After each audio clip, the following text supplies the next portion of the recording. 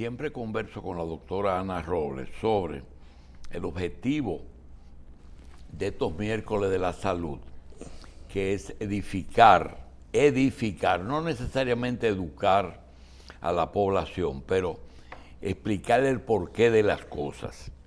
Hoy es día de la hipertensión arterial, presión alta, y tenemos el placer de contar con la presencia de una cardiólogo, Jamie Gómez. Jamie es médico, cardióloga, y vamos a hablar de hipertensión. Quisiera edificar en este sentido. La cardiología tiene una particularidad. Tiene un sistema como un acueducto y tiene un sistema como una planta eléctrica. Es decir, tiene energía, tiene electricidad y tiene plomería. Ahora, la Corporación de Acueductos de Aguas y Alcantarillados es la que se encarga de tomar el agua de donde nace y llevarla al hogar o a la empresa que la utiliza. Es una empresa distribuidora de agua, no garantiza el agua ni el contenido del agua, aunque debería hacerlo. La cardiología es la que conduce la sangre a través de todo el organismo, pero el cardiólogo no es especialista en sangre, sino en la conducción de la sangre y en las enfermedades que tiene que ver con ese sistema de una gran bomba que envía la sangre a todos los lugares del cuerpo, a todos, llevando básicamente el oxígeno, pero lleva otros elementos. De eso nos va a hablar la doctora, sobre todo de qué es lo que produce que esa presión aumente y que pueda producir daños que a veces son graves. Hipertensión arterial, aumento de la presión en las arterias. Doctora, ¿es así? Es así, correcto. ¿O metí la pata? No es así, gracias por la invitación. Realmente es excelente que aclaremos eso, que la hipertensión arterial básicamente se produce por el choque de la sangre sobre las arterias a nivel de todo el cuerpo. O sea que todo el mundo padece hipertensión, pero nunca entiende de qué se trata. Realmente es la presión que ejerce la sangre sobre esas arterias, como usted está tratando de mencionar. Las causas que pueden aumentar la presión arterial son varias. Menciónelas algunas. Sí, por supuesto. Hay factores de riesgo, que eso se llama. Por ejemplo, en el caso de los hombres, la edad y el sexo es un factor de riesgo que no es modificable. Usted recuerda que antes se hablaba de factores de riesgo modificables y no modificables. Ahora salieron unos nuevos que yo vine a comentarle. Pero tenemos, por ejemplo, la edad en el caso del hombre, el sexo, el sobrepeso, el sedentarismo, el hecho de que no estamos haciendo ejercicio. Hay muchas personas que no se están ejercitando porque luego de la pandemia ya se quedaron como así, no se ejercitan para nada. Tenemos, por ejemplo, los pacientes que fuman, los pacientes que duermen poco. Se sabe, por ejemplo, que el paciente que duerme de menos de 7 horas en la noche tiene un factor de riesgo adicional a todos los demás de padecer infartos y trombosis cerebral. Doctora, la sangre tiene un grado de espesura. Usted no es hematóloga, pero supongo que como cardiólogo sabe. Esa espesura, si es mayor de lo que fisiológicamente debe de ser, ¿puede aumentar la presión arterial? Mire, realmente no. Lo que sí puede predisponer es a la formación de trombos. Por ejemplo, si la sangre es muy espesa, como usted dice, sí. Exactamente, si la sangre es muy espesa y existen factores de riesgo, por ejemplo, la dilatación de las venas a nivel de las piernas, que es lo que los pacientes conocen como varices, o nosotros médicos como insuficiencia venosa, sí existe la probabilidad de que presenten trombos y que esos trombos o coágulos migren a otras partes del cuerpo. Bien. Doctora, si la bomba que envía la sangre a todas partes del cuerpo la envía con mucha fuerza, supongo que aumenta la presión arterial, por y si la supuesto. manda con poca fuerza, se produce la hipotensión arterial. ¿Qué cosas se deciden por la misma bomba, es decir, por alguna enfermedad de esa bomba? Sí, existen muchas patologías que realmente afectan lo que sería el músculo del corazón, ¿verdad? El músculo del corazón es un músculo que late, que se contrae, y eso hace que cada vez que él se contraiga, pues se eyecta la sangre o sale la sangre, como usted mencionó, hacia lo que es todo el cuerpo para suplir el cuerpo de oxígeno y de nutrientes. Entonces existen factores que influyen sobre eso. Si el corazón está como bomba, funcionando lento, por ejemplo, cuando tenemos pacientes con falla cardíaca, con miocardiopatía, por ejemplo, que se ha visto ahora con el tema del COVID, el corazón late lentamente, y cuando late lentamente, pues cae la tensión arterial. Bien. A veces, doctora, uno piensa que la sangre se produce en el corazón. Sin embargo, hay un sistema que le envía sangre, que es el sistema, por ejemplo, de oxigenación, que vienen de los pulmones. La hipertensión podría estar relacionado con lo que le llega al corazón. Realmente no, realmente no. No está relacionado.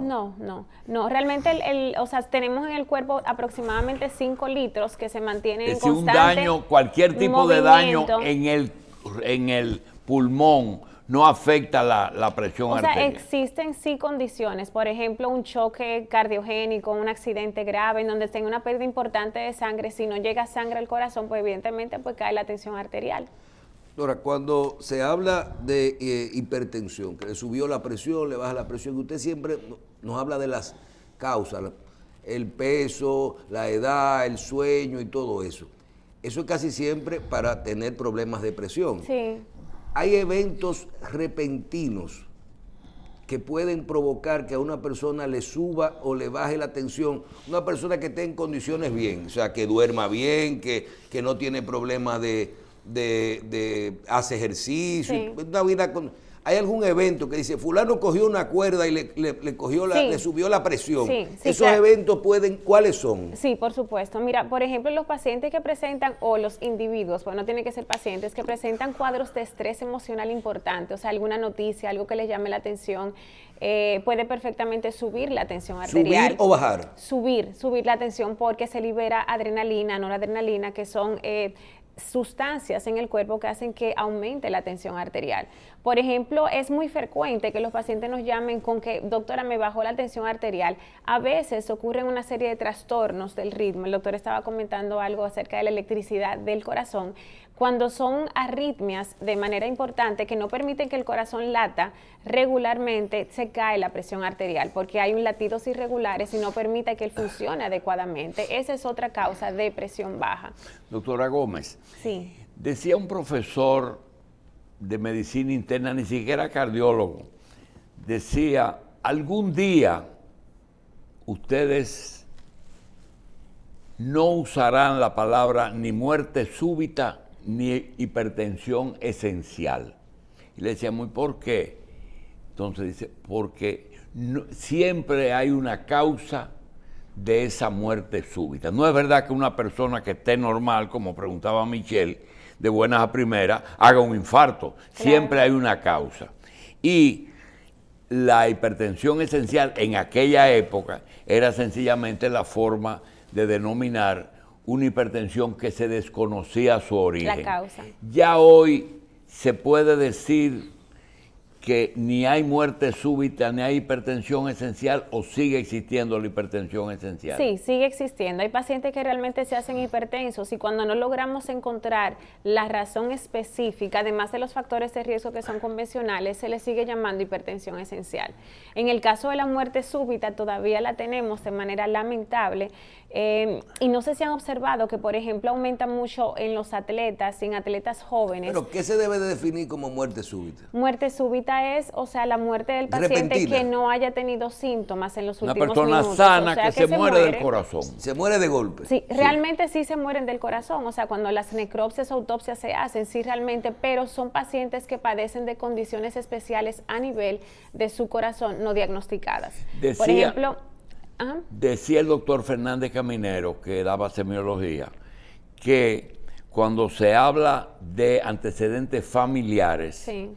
se revise bien de qué mueren los varones de una familia, porque había un estudio de muerte súbita en personas jóvenes, es decir, una gran cantidad de personas que mueren en forma súbita entre los 40 y los 50 años y que se convierte a veces en un problema familiar en que tú encuentras 5 o 6 miembros Que que mueren. tuvieron ese evento. ¿Todavía es posible eso? Sí, se presentan, no con tanta frecuencia, pero sí lo tenemos. Por ejemplo, tenemos patologías cardíacas que son familiares. Tenemos pacientes, por ejemplo, con amiloidosis, que es depósito de ciertas sustancias, por ejemplo, transferrina a nivel del corazón y de otros órganos, y se ve que los varones de esa familia mueren normalmente de muerte súbita, o sea, algo completamente inesperado, no estudiado antes de los 50 años. ¿Y hay prevención para eso? Sí, claro, claro, doctor. A Siempre se esa hace persona hay que prevención. hacerle algún tipo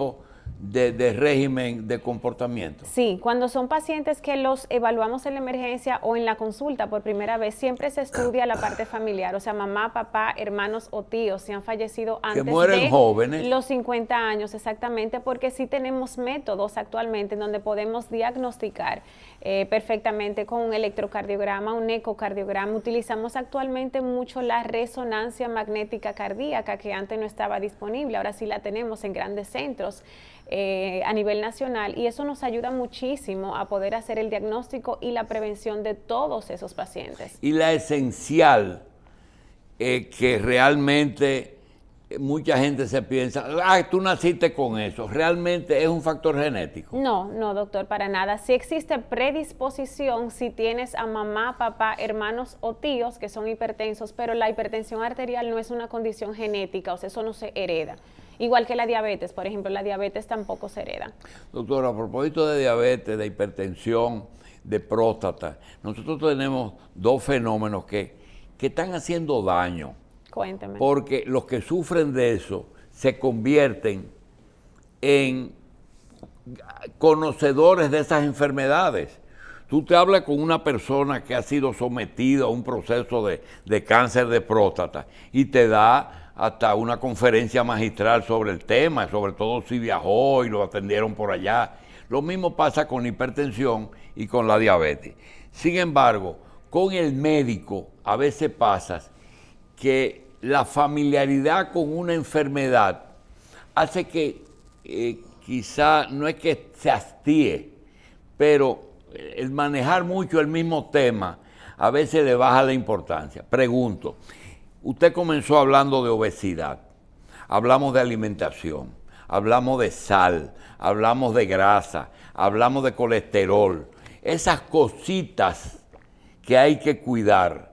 Hay que prestarle mucha atención, aunque quizás te lo digan muy rápido. Sí, pero claro, realmente yo hago mucha medicina preventiva y ustedes ambos lo saben. Realmente a mí me encanta esa parte, y el hecho de uno poder conversar con los pacientes y hacer ese tipo de empatía en la consulta es muy importante. O sea, realmente porque lo veamos todos los días y es el principal factor de riesgo cardiovascular para infartos y para trombosis cerebral.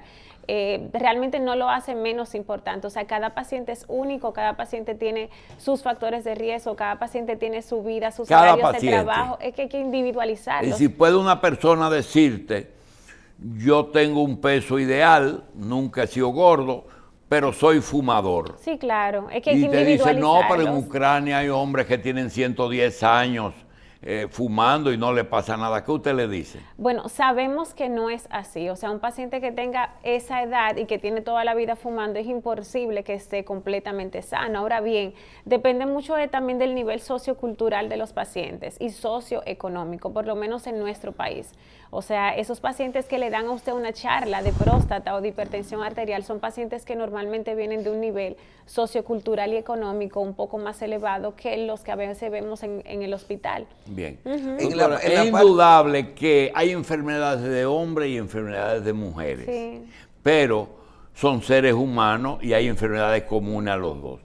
Realmente, la mujer comenzó ya a igualar a los hombres en los riesgos cardiovasculares, o seguimos con que los problemas de corazón no son de mujeres? Mire, el hombre sigue predominando, pero la mujer se está acercando cada vez más, porque resulta que con la inserción de la mujer al área laboral, al estrés, al cigarrillo, al alcohol, a todo lo que ustedes como hombres están expuestos todos los días, realmente está aumentando el riesgo cardiovascular de ella y todavía no están igualadas, pero sí están muy cerca. Ahí está la igualdad. Bueno, sí, la igualdad que tanto querían, sí, ahí está. Es la buena y la mala, ¿verdad? Exactamente, pero todavía ningún estudio es igualado. Algo, por ejemplo, que me pareció muy interesante cuando estuve haciendo una revisión y quería comentarle, es el hecho de que hay unos estudios que se han hecho que realmente analizaron el aislamiento social, por ejemplo, el aislamiento social que tuvimos durante el 2020 en la pandemia, si realmente eso podía aumentar el riesgo cardiovascular, así como, por ejemplo, la contaminación sonora, que es algo muy sufrido en nuestro país, y de hecho se sabe que esos son factores de riesgo independientes para padecer enfermedades como infarto y trombosis, o sea, la contaminación sonora. Tenemos también los pacientes que trabajan más allá de 11 horas, o sea, todo eso está publicado. Y aquellos pacientes que no duermen, por ejemplo, todo paciente que duerme menos de 7 horas en la noche se sabe que tiene mayor riesgo que, por ejemplo, Michelle, que de momento duerme sus 8 horas todas las noches. Doctora, en la cardiología es quizás, si no la más, una de las más especialidades que han avanzado más. Sí. Es decir, se han creado hasta subespecialidades. Había un cardiólogo y un cirujano cardiovascular. Ahora aparece en el medio un cardiólogo intervencionista, sí, que hace cateterismo y que pone stent.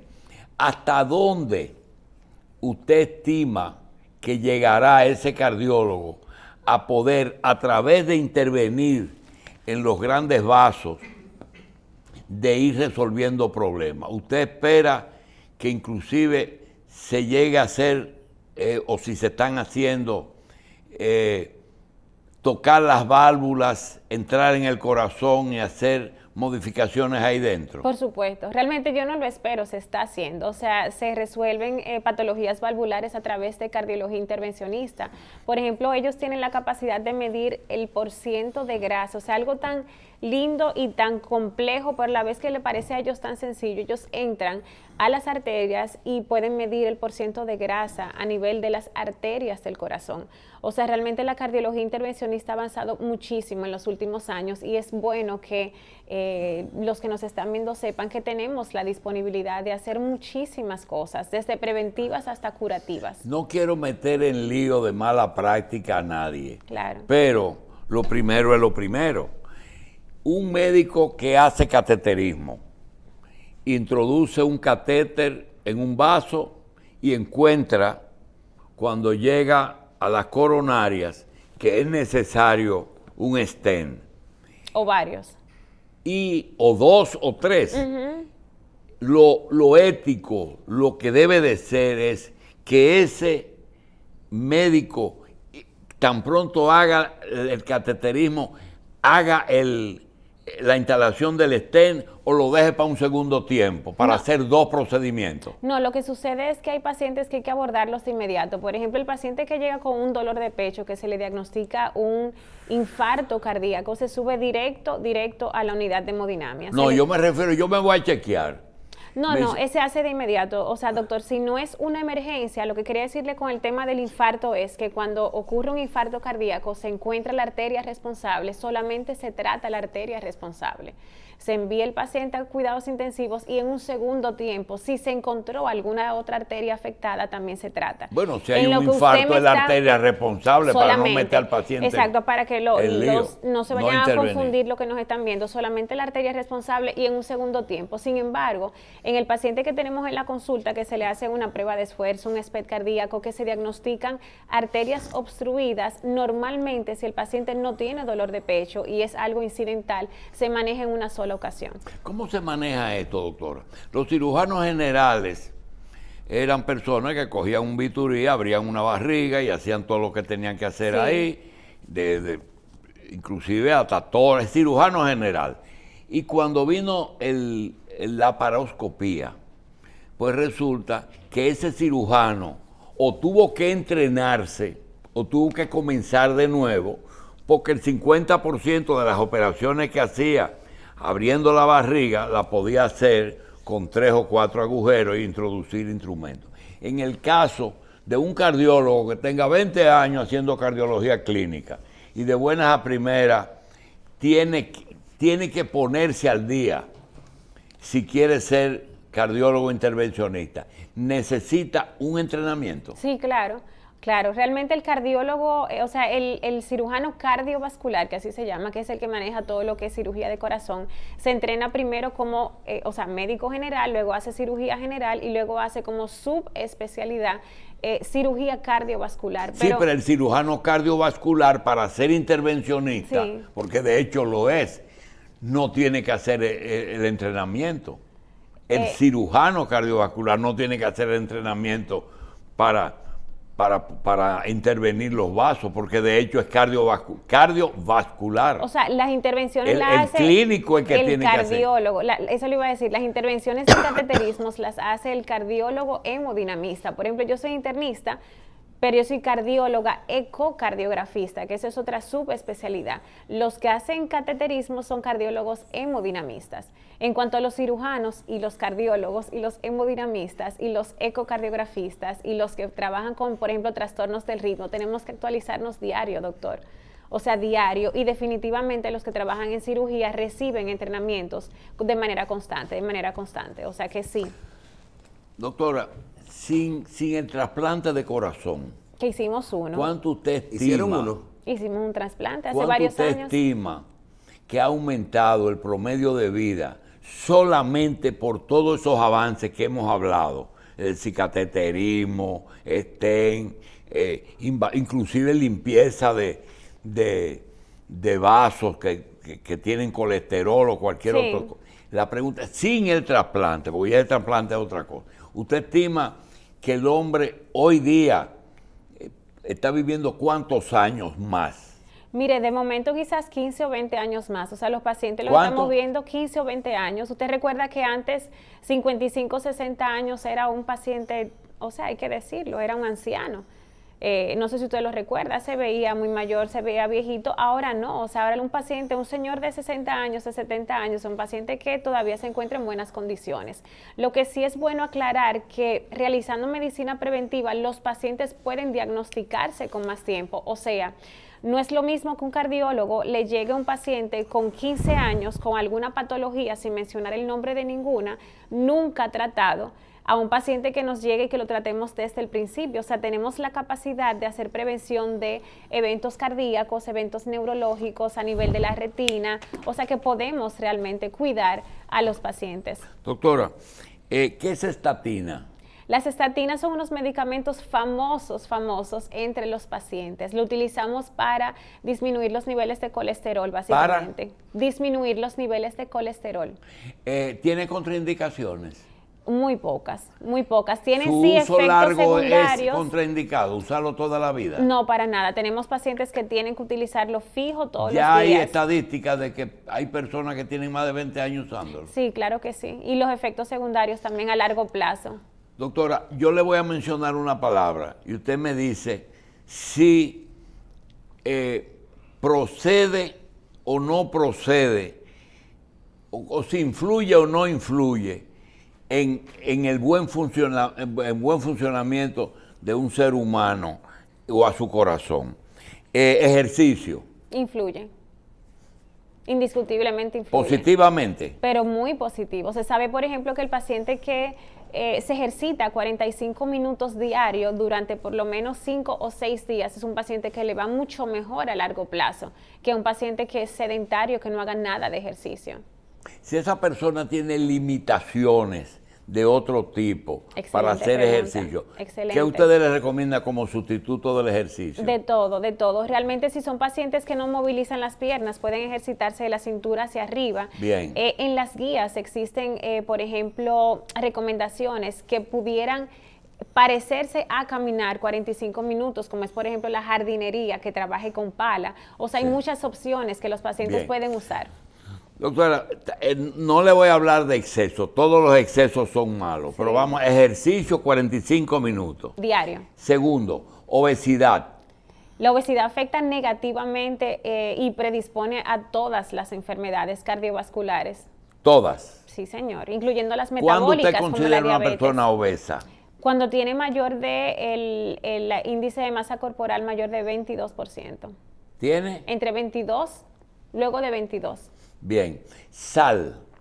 La sal también afecta de manera negativa a todo lo que es el sistema cardiovascular. Por ejemplo, ¿La necesita el organismo? sí, claro, no se puede. La necesita, por ejemplo, para el yodo de la tiroides. Y se sabe que no debemos de consumir más allá de una cucharita pequeña de la que utilizamos como para el azúcar del café, para que los pacientes sepan más o menos lo que no deben de pasarse de esa cantidad. Azúcar en no diabéticos. El azúcar se puede utilizar, no está contraindicada, pero siempre y cuando podamos evitarla realmente es mucho mejor. Tabaco. El tabaco está completamente contraindicado para todo lo que es enfermedad cardiovascular. O sea, se recomienda ni siquiera disminuir el consumo, sino el cese del consumo, o sea, pararlo. Sin usarme la palabra social, alcohol. El alcohol en la última entrevista que me hicieron, lo calculamos aquí, yo no sé si recuerdan, Sí, la sí. cantidad que íbamos a tomar de vino, si bebían tragos en vaso corto. Ya hace 2 meses salió la publicación y recomiendan realmente suspender todo lo que es el consumo de alcohol. Grasa. La o sea grasa que no ya es- hasta la famosa copa de vino del De hecho, en ese estudio retiraron lo de todo lo que es alcohol y todo lo contrario, recomiendan en pacientes que no tengan ningún tipo de contraindicación el consumo del café. Sí, el café para el corazón. sí. Mira cómo va a pasar. Doctora, en el caso final de, usted mencionó los tratamientos ya cuando te determinan un problema cardíaco. Sí. Y habló bastante de lo que es la parte preventiva. Sí. Yo tengo que tratar de no hacer esto, de vivir así, todo eso. Y los diagnósticos.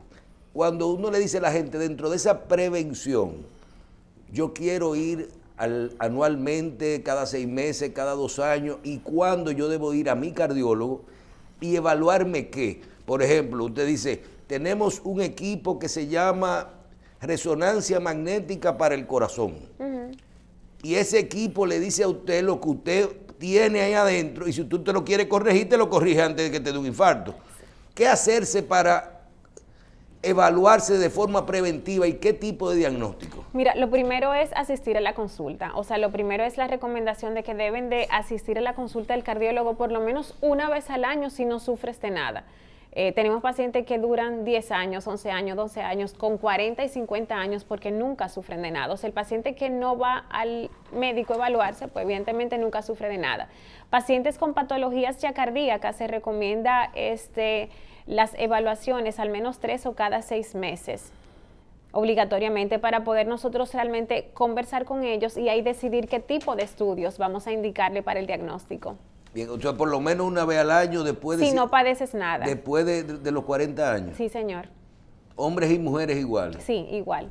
Bueno, doctora, gracias. Gracias a ustedes por la invitación. Bien. Doctora Jamie Gómez, cardióloga, nos acompañó en el día de hoy. Muchísimas gracias. Pausamos.